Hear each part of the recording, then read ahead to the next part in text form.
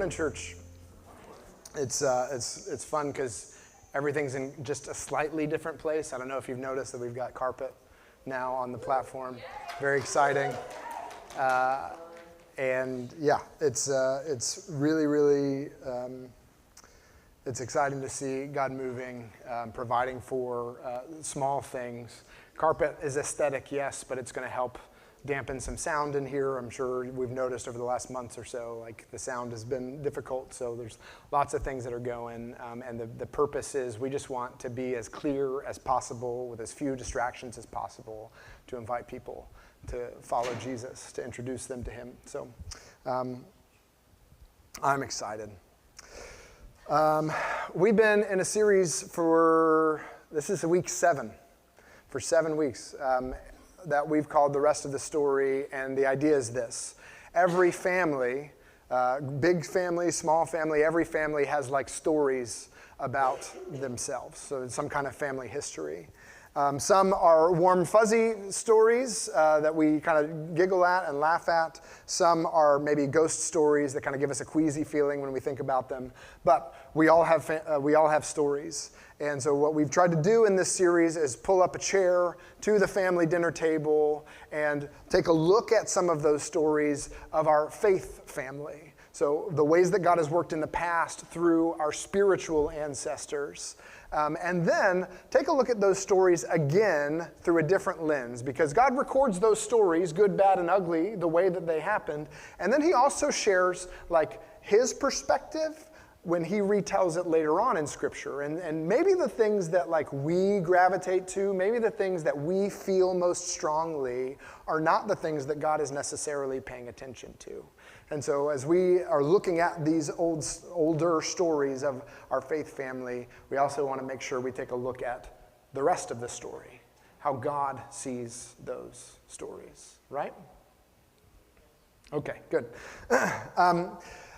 One of the things about a family dinner table is there are people who are at the table and who belong at the table, and there are people who are not at the table and don't belong at the table. And now there are some of us who have married into a family. Has anybody had the experience of marrying into a very strong table where it's really clear that there are people that belong at this table and we have a very strong sense of like who our family is and what we stand by, and so we just kind of look sideways at anybody who would like also take a seat at the table? Y'all are being so polite. This is unlike you.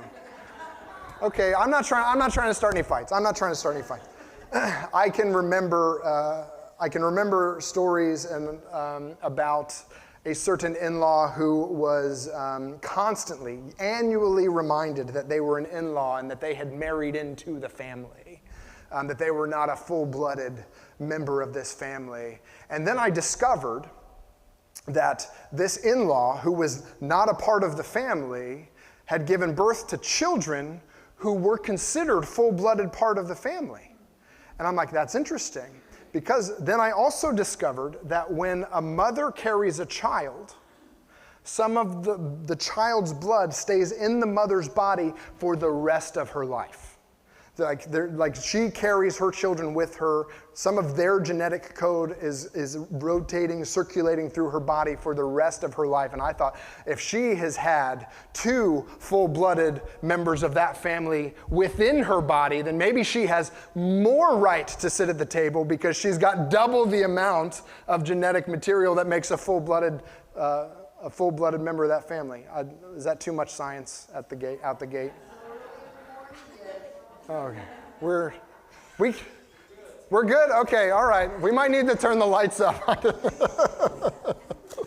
Oh, gosh. So who is inside? Who is outside? We're going to take a look at a story today that really keys in on that. And so let's pause. Let's pray. We'll bring the lights up so that we don't fall asleep. Let's pray together. It's our habit to pray the disciples' prayer. And we don't do this just because it's a tradition. We don't do this just because these are nice spiritual words to say. Jesus says, when you pray, you should pray like this. And so we're just going to take him at his word and do that. So as we're praying, as we're saying these words, I just invite you to consider what the words mean. So I'm going to take a break after each line and just give us a moment to reflect. Is this true of where I am at today? Let's pray together. Our Father in heaven, hallowed be your name.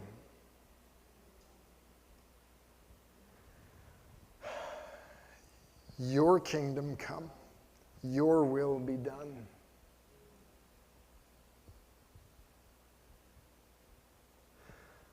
On earth as it is in heaven.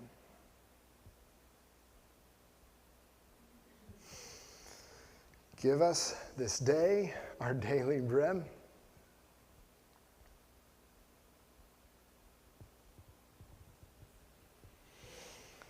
And forgive us our debts.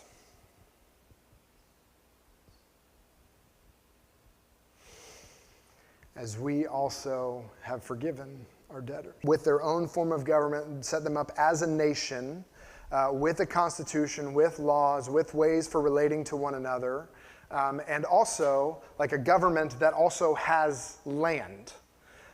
So a country without land is just a good idea, right? And so now God has taken these people that were guests and aliens in a foreign land, is now moving them to a place and is going to give them a place to live. Now, how many of us have moved into a house before? Okay, we're warming up a little bit. All right, we've moved into a house before. How many of us have moved into a house that was occupied by somebody else before you got there? How many of us have moved into a house that was still occupied by the person who lived there before you got there? Okay, fewer of us. It's the same kind of idea, is that these people now are leaving the place where they were, and they're going to a place that God has promised to them, but the land is occupied.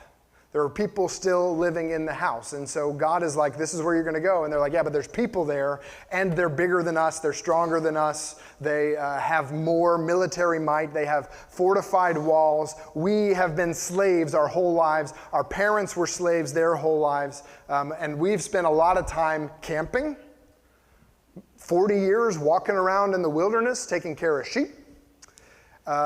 We've had a couple of military battles, but those we won because God was doing stuff. Like, what do we do next? And so as we approach this text, somebody, Pastor Mario down the street was giving an illustration for a different part of the story. I thought, that's brilliant. Let's help orient the world that we're stepping into, because we are, like, it's Christmas time, we're in a church building, the heater's on, we're comfortable, we've got variable light settings, and we have almost nothing in common with the people that we're talking about today, because we live in a society where there's some semblance of civilization and structure, but their world was a lot more like surviving in a zombie apocalypse, where every city, every group of buildings in every city had its own basic local government. And so there would be people in the city that had rulers, and maybe there were nearby cities that would cooperate with each other. Maybe there were nearby cities that were related to each other. They had shared ancestry, but by and large, each city was on their own. As you walked up to a city, you didn't know who was in charge. They would post their laws outside the gate, so that as you were coming in, you could familiarize yourself with the local things. And so it was a lot more like living in the zombie apocalypse, where there's no overarching structure, there's no speed limits on the road. Like, you just get to where you're going and get to the city. Okay? Does that make sense? It's a lot more of a survival mentality than I think we would be used to. Moses had led these people for 40 more years. He had won some military conflicts with some of these nearby city kingdoms. And he had appointed a guy named, but it wasn't just people. It was people that God had already communicated back in Genesis chapter 15 at the beginning of the story, that these nations do not walk with me. They worship false gods, but they also worship false gods in a way that is detestable to me. Child sacrifice, cult prostitution. These are not people that are morally neutral. These are people that God has already said are morally opposed to me. And so you're going to go in and you're going to take over this land from them. Their sin is complete. They have sinned so much, they're done. I'm going to remove them now from the planet through you. And as Joshua is like, okay, trying to wrap his head around that, he is terrified. Well, Mike, how do you know he was terrified? When God shows up to tell Joshua, hey, Moses is dead, now you're in charge, he tells him at least 3 times, be strong and courageous.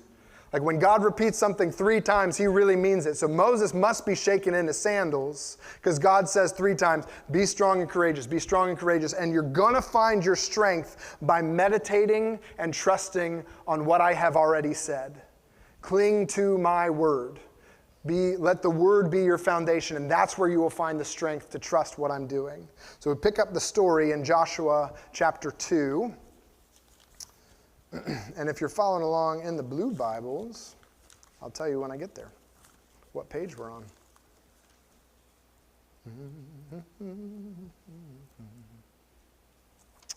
Joshua chapter 2 is on page 224 in the blue Bibles if you'd like to follow along. I think it would be helpful to you. I'll read verses 1 through 7 as we start. And Joshua, the son of Nun, sent 2 men secretly from Shittim, where they were kind of camped, as spies, saying, go, view the land, especially Jericho. And when they went, they came into the house of a prostitute, whose name was Rahab, and lodged there. And it was told the king of Jericho, behold, the men of Israel have come here tonight to search out the land. Then the king, but once you do a little bit of that, you've got all of this room above that you could totally fit an apartment into, right? And so as you get up higher, like above like spear jabbing level, you can install apartments on the top of your wall. And that's probably where Rahab's house was. It was right next to the gate. So she knew who was coming in and coming out. She was... had her finger on the pulse of the lifeblood of the city. Can I put it that way? Where we're not talking about people that are necessarily morally upright, but they're people who God is saying, hey, these people are judged. Is the live stream died? Oh, okay. Sad face. Should have come to church. Sorry, that was rude. That was rude, I'm sorry. Oh, gosh. Lord help me. All right.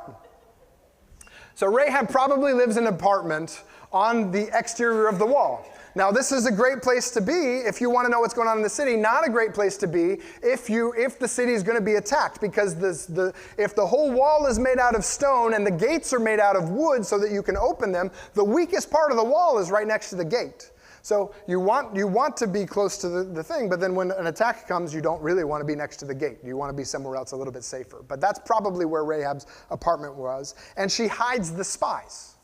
As they come in, she figures out who they are and she hides them. But why would she do that? Let's look in verse 8, because she's going to tell us. I love it when the Bible explains itself. And let me just say too, you know that she is in an apartment above the ground floor because she has access to the roof. So the roof of her house would be the top of the wall, okay? So before the men lay down, in verse 8, she came up to them on the roof and said to the men, I know that Yahweh has given you the land, and that the fear of you has fallen upon us, and all the inhabitants of the land melt away before you. For we have heard how Yahweh dried up the water of the Red Sea before you when you came out of Egypt, and what you did to the 2 kings of the Amorites who were beyond the Jordan, to Sihon and Og, whom you devoted to destruction.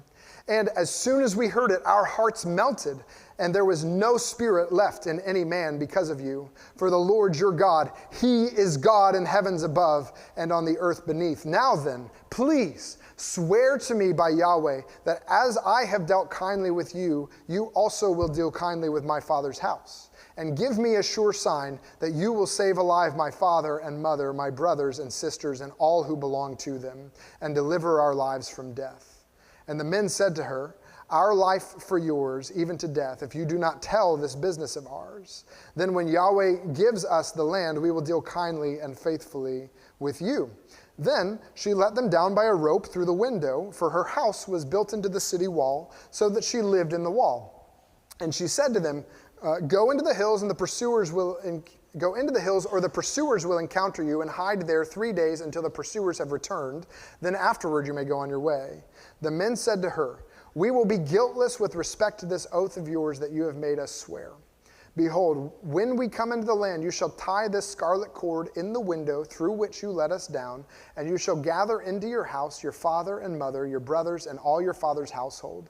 Then if anyone goes out of the doors of your house into the street, his blood shall be on his own head, and we shall be guiltless. But if a hand is laid on anyone who is with you in the house, his blood shall be on our head. But if you tell this business of ours, we shall be guiltless with respect to your oath that you made us swear." And she said, "According to your words, so be it." And she sent them away, and they departed, and she tied the scarlet cord in the window. So she's going to let them down by a window in her apartment through a red cord, and she's going to leave that hanging there so that everybody knows when we come to the gates, like pay attention to if there's one bit that's left standing, check to see if there's a red cord before you run in there and start hacking people to death. So Yahweh's reputation preceded this group of shepherds. People had heard about God opening up the Red Sea and letting people walk through them. Now, archaeologists are and skeptics are gonna say, like, the Red Sea wasn't really that big of a deal. It was probably more of a marsh. I'm like, walking through a marsh on dry land is also impressive. But regardless, drowning Egyptians with the water of a marsh is even more impressive. So like if you want to make it a marsh and not a sea, that's fine by me, but you still got some explaining to do. And the people in the area heard about the event and were terrified. It says their hearts melted within them. Ask me about that phrase afterwards, because there's a fun thing there too that I'm not going to say in polite company. We're dealing with a prostitute. There's lots of things that are happening in the background. Anyway, so the people have heard that Yahweh is coming, that Yahweh is strong, that Yahweh has authority over all the gods of Egypt, and also has delivered them and has given them victory in military battles while they're just wandering around. They come and they ask a guy for water, or they ask a guy if they can move through the land. He says no, and God gives them into the hand and destroys the city. That doesn't happen. Non-military forces don't take out military forces. It just doesn't happen. And so she asks for mercy. She asks for mercy. Mercy. We're I think our heritage as a people is we are people of grace. And grace is sometimes described as God's unmerited favor. Getting the favor that we don't deserve, unmerited. But what she asked for is she asked for mercy. She says, "I know that I and my family and my people deserve destruction, but would you show mercy and give us unmerited survival?" So I haven't earned survival, but would you not give me the punishment that I deserve?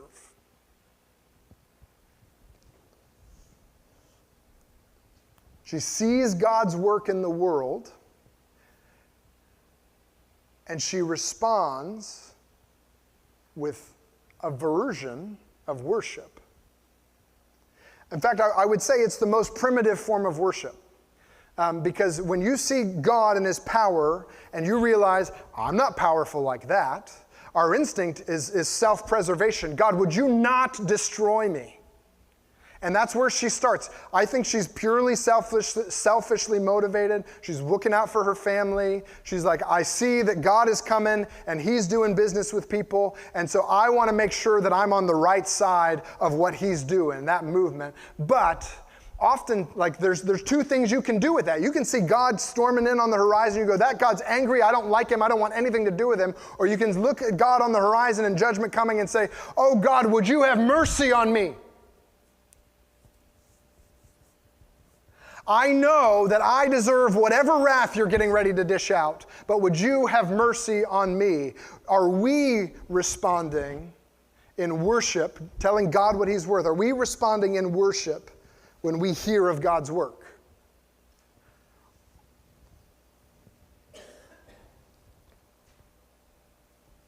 Chapter 2, I'm going to read a couple of verses towards the end of chapter 2, and then we're going to jump to chapter 6. Joshua chapter 2, verse 23 and 24. Then the two men returned. They came down from the hills and passed over and came to Joshua the son of Nun. So they returned to camp. And they told him all that had happened to them. And they said to Joshua, truly Yahweh has given the land into our hands. And also all the inhabitants of the land melt away because of us. But they still have walls. So like they're scared, but they're hiding inside their walls. So in chapter 6, God says, you're going to take the walls down. Or actually, I'm going to take the walls down, but I need you to work with me. So chapter 6 of Joshua. Now Jericho was shut up inside and outside because of the people of Israel. None went out and none came in. They closed the gates, they locked the gates, no one's allowed to leave. And the Lord said to Joshua, see, I have given Jericho into your hand. I looked, and it didn't look like that. I looked, and it looked like it's locked up, and those people aren't going anywhere. But God shows up, and he says, hey, I've already given this over to you. Okay. See, I have given Jericho into your hand with its king and its mighty men of valor. You shall march around the city, all the men of war going around the city once. Thus you shall do for 6 days. 7 priests shall wear 7 trumpets of ram's horns before the ark. On the 7th day you shall march around the city 7 times, and the priests shall blow the trumpets. And when they make a long blast with the ram's horn, when you hear the sound of the trumpet, then all the people shout with a great shout, and the wall of the city will fall down flat, and the people shall go up, everyone straight before him. So Joshua the son of Nun called up the priests and said to them, take up the ark of the covenant, and let 7 priests bear 7 trumpets of ram's horns before the ark of the Lord. And he said to the people, go forward, march around the city, and let the armed men pass on before the ark of the Lord. So God says, hey, I know you're looking at those walls, but I've already given you the city. They belong to you, and the king, and the military, like they all belong to you. Cool, God, how are we going to do this? He's like, all right, here's what I want you to do. I want you to get the praise band together, and I want to do a parade. Okay, don't you normally do parades after the battle's won? Like, don't you normally celebrate the victory after the fighting is finished? What do you mean you want us to celebrate before we're going to do a week of celebrations before anything's even happened? And he's like, yeah, just get the praise band together. And so we might, in the past, think okay, this is the army of Israel. They're dressed out in full regalia. They're this marching band with the snare drums, and they're marching in formation, and they've got lockstep, and they're going around, and they're beating their chests, and they're saying, we are the strong armies of Israel. And it ain't like that. They were slaves for 40 years. They've been wandering around as shepherds. They're like, hey, go find 7 trumpets and let the praise band lead the procession. If you're going to go out to war, you don't want the musicians in the front. And he's like, yeah, let them go around. We're going to march around one time for 6 days. On the 7th day, we're going to march around 7 times. Okay. They still have swords. They still have an army inside the gates. They open up the gates and come out we're unprotected. We're spread around. We're not in a defensible position if they decide to attack us. And God's like, I've already given you the city. Now I'm just going to give Joshua the credit and say he doesn't argue back. But I would have had some doubts. Because I can read the story and I can kind of try to put myself into that zombie apocalypse survival mode. But I'm probably, I don't think I have the courage to just walk out there with my guitar and sing praises to Yahweh around the people that are already terrified of us and are already feeling threatened and are already backed into a corner and already have sharp pointy things that they want to point sharply through me. The good news is they're good at walking.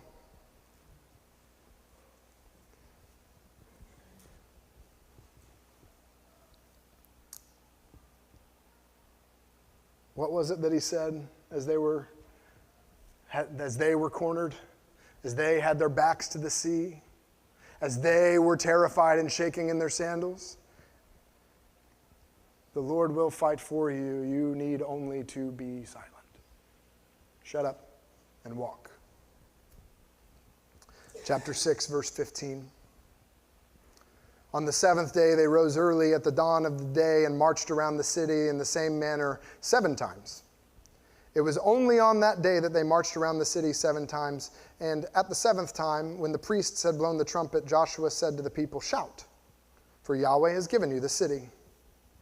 And the city and all that was within it shall be devoted to the Lord for destruction. Only Rahab the prostitute and all who are with her in her house shall live, because she hid the messengers whom we sent. But you keep yourselves from the things devoted to destruction, lest when you have devoted them, you take any of the devoted things and make camp of Israel a thing for destruction and bring trouble upon it." So don't take things that belong to God. That's the principle there. There's one guy who doesn't get that memo, but that's a different sermon. Verse 19, "But all the silver and gold, every vessel of bronze and iron are holy to the Lord. They shall go into the treasury of the Lord." So the people shouted, and the trumpets were blown. As soon as the people heard the sound of the trumpet, the people shouted a great shout, and the wall fell down flat, so that the people went up into the city, every man straight before him, and they captured the city.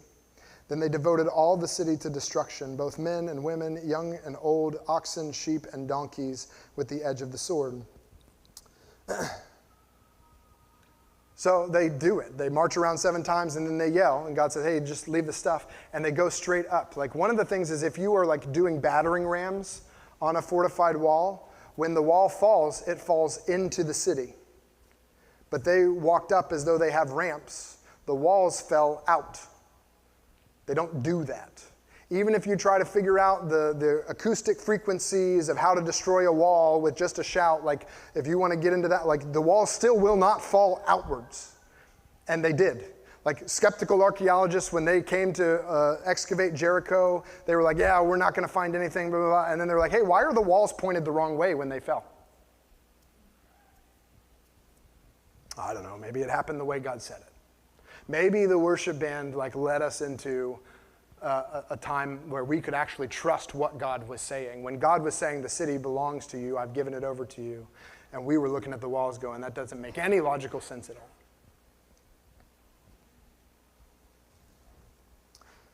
Verse 22, "But the 2 men who had spied out the land, Joshua said, 'Go into the prostitute's house and bring out from there the woman and all who belong to her, as you swore to her.' So the young men who had been spies went in and brought out Rahab and her father and her mother and her brothers and all who belonged to her. They brought all her relatives and put them outside the camp of Israel for a period of cleansing.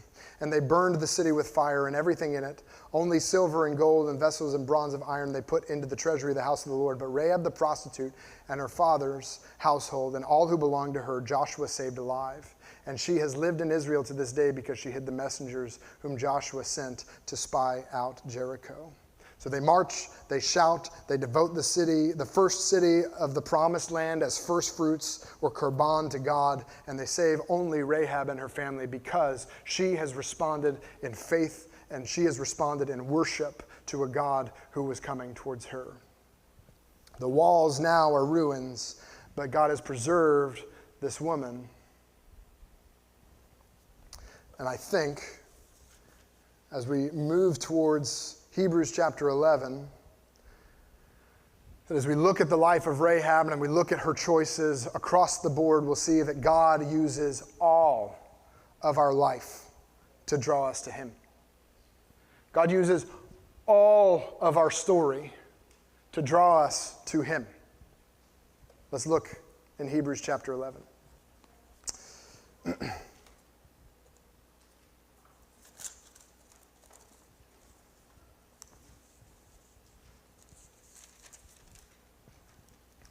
Hebrews chapter 11, I'll read just by means of introduction verses 1 and 2, and then I'm going to read verses 30 and 31. "Now faith is the assurance of things hoped for, the conviction of things not seen. For by it the people of old received their commendation." Verse 30. "By faith the walls of Jericho fell down after they had been encircled for 7 days. By faith Rahab the prostitute did not perish with those who were disobedient, because she had given a friendly welcome to the spies. By faith the walls of Jericho fell down." Faith being like seeing things the way that God says they are. God says, "I've given you the city," but I'm looking at a fortified city that I don't have the tools or the means or the ability to capture. God says, I've given you the city. It's like, okay, well, if it belongs to us, then perhaps we can do the victory parade before the battle is even started. Shut up and walk. God will fight for you.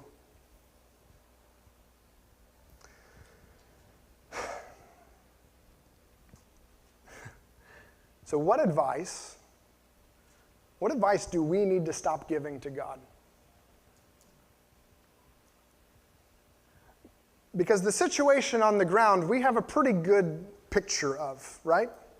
Like, when we think about the things that are difficult for us, when we think about the people that are difficult to us, when we think about the situations that are overwhelming to us, that we don't have the equipment or the abilities to deal with, like those are the things that I think we bring to God, and I think that's the right place to start. We bring those things to God, and then we bring to Him also our battle plan. God, would you, you see all of these things, let me tell you what to do. And He's like, but I've given you the city. I've given you victory over sin, death, hell, and the grave. I've given you life. And you're like, yeah, I hear what you're saying, but I'm telling you what I'm seeing on the ground. And what advice do we need to stop giving to God? Because He doesn't see things the way that we do. They saw the walls. God said, the city is yours. And they said, what you say, God, must be what's true, and so I guess I'll just shut up and walk. I guess I'll just follow the praise band for a week. Because can you imagine? You heard that story. Like, okay, Joshua's got this battle plan.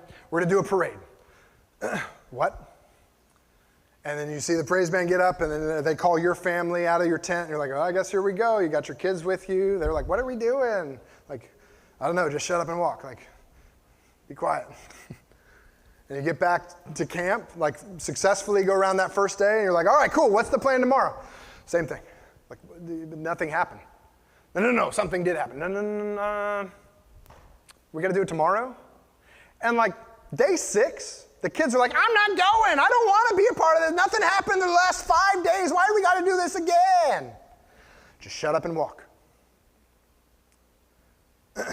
What advice do we need to stop giving to God? There's times where we come to God and we tell Him what He needs to do, and He says, I appreciate your input, and I'm going to do what I'm going to do.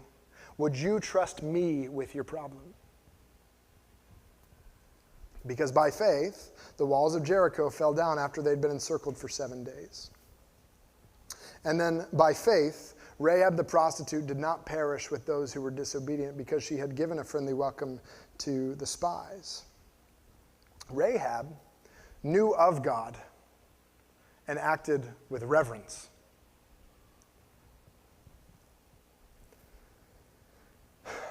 But she didn't have a right to ask for grace. She asks for mercy. Don't give me the punishment I deserve. But she does not go so far as to say, would you preserve my life and give me a better life than the one that I've lived?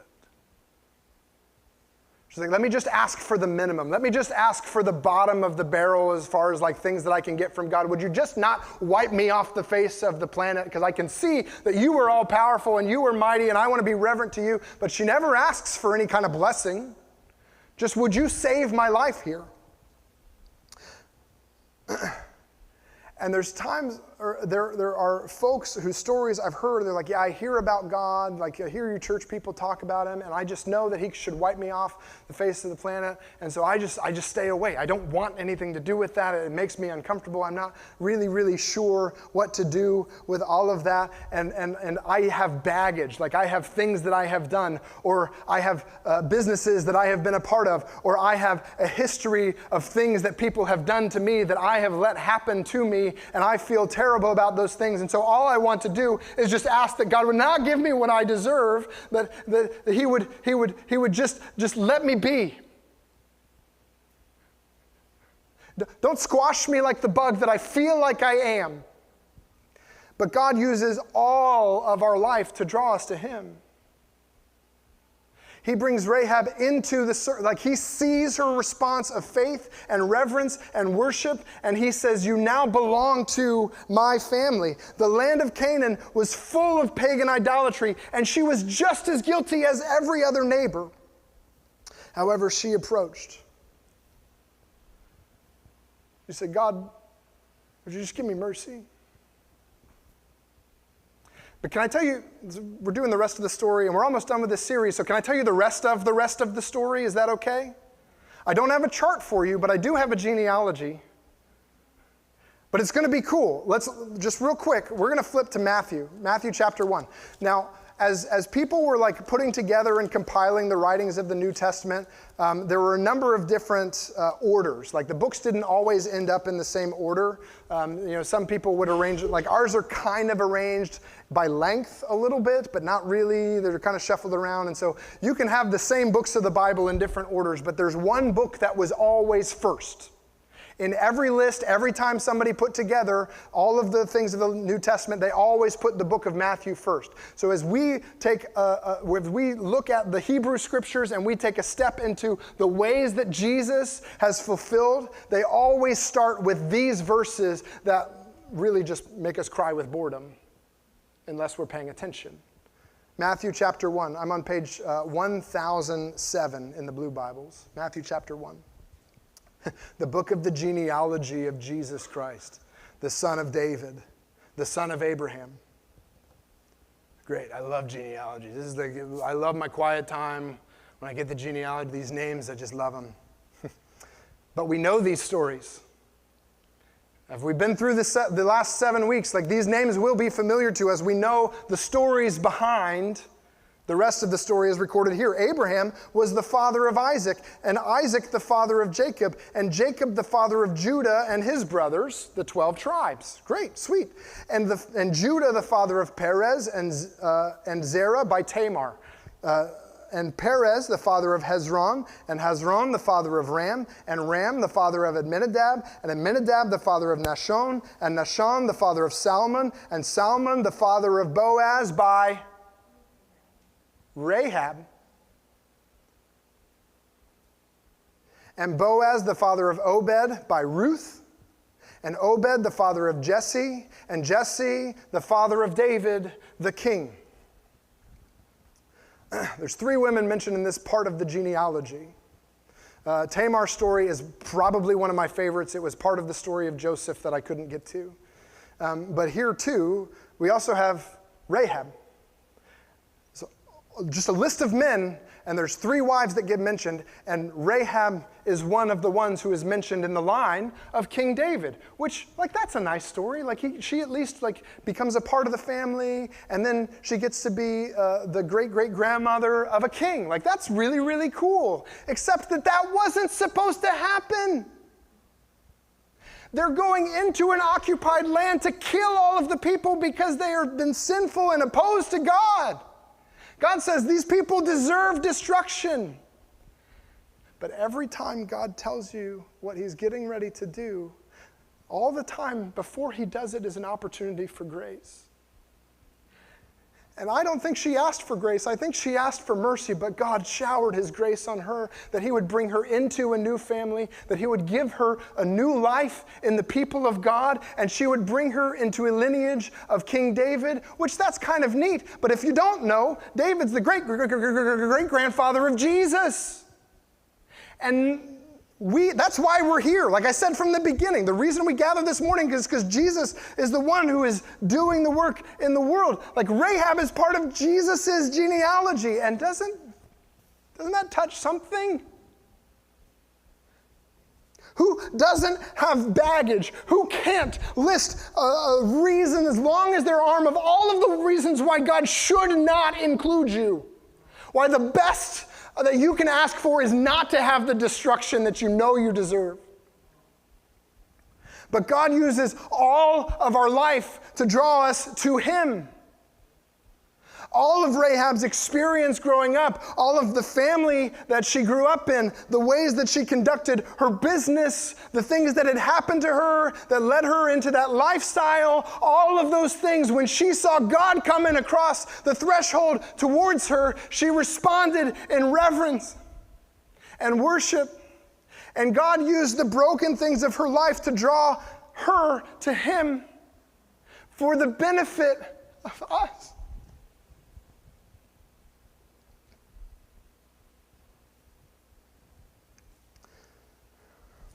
But she had a choice.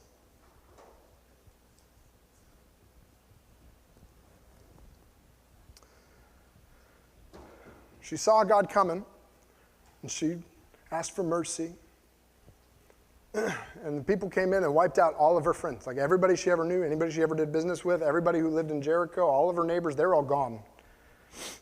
And now she's living among a people who have conquered her people. And she has a choice.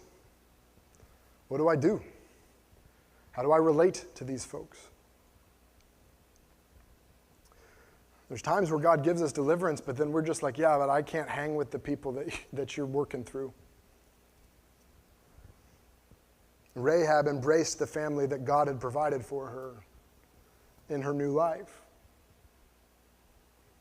So will we embrace the family that God is providing for us? Because the hands of Jesus look a whole lot like these ones and the ones of the person sitting next to you. Everybody just hold your hands out. Like God says the Holy Spirit works through these.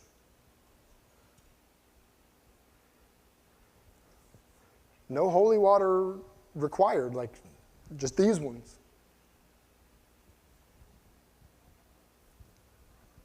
And so if you, like as we read in Ephesians, if you're somebody who identifies and describes yourself as somebody who's far away from God and who might say the only thing that I can ask God for is that He wouldn't destroy us, then start there, but know that God uses all of our life to draw us to Him.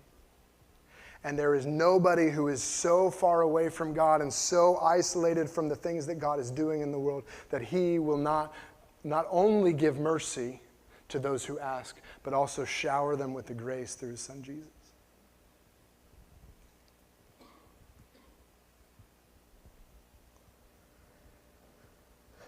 Lord, help us.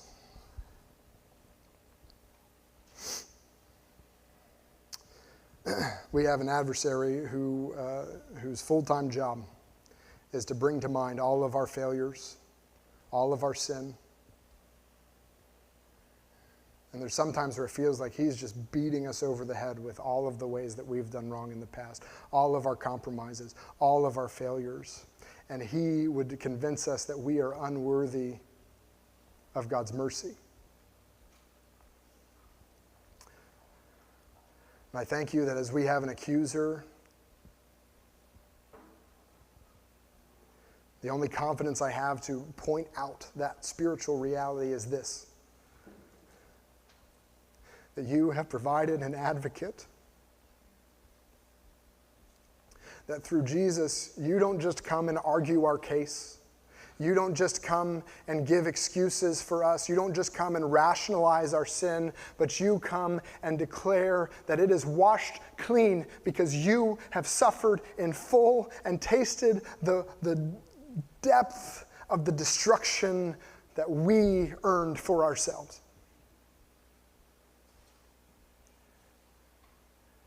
You're not a disinterested lawyer. You're one who has taken our place of judgment. So Jesus, if there's somebody who's hearing my voice right now, I would say, I've not trusted Jesus to take my place. I'm ready. I want to stand on my own and take the punishment I deserve, or I know that I should deserve this punishment and maybe God will give me mercy. Lord, I pray that if there's somebody who's hearing my voice today, that they would instead trust you to make that payment.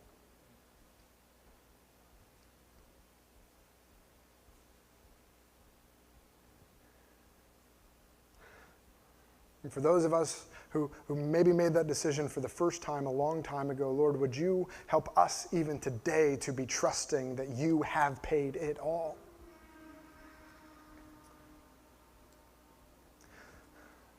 That we have been forgiven and so can extend your forgiveness to those who are sinning against us. Would you make us a people who know well how to forgive because we have tasted the sweetness of your forgiveness to us. And we can't do that by ourselves. We can't do a pep rally long enough to muster up the strength to do that. Lord Jesus, if your Spirit isn't moving in us, we will not be able to do it. And so would you do that? And would you do more than what we even know to ask for? We're not trying to give you advice here. We're just trying to trust what you said.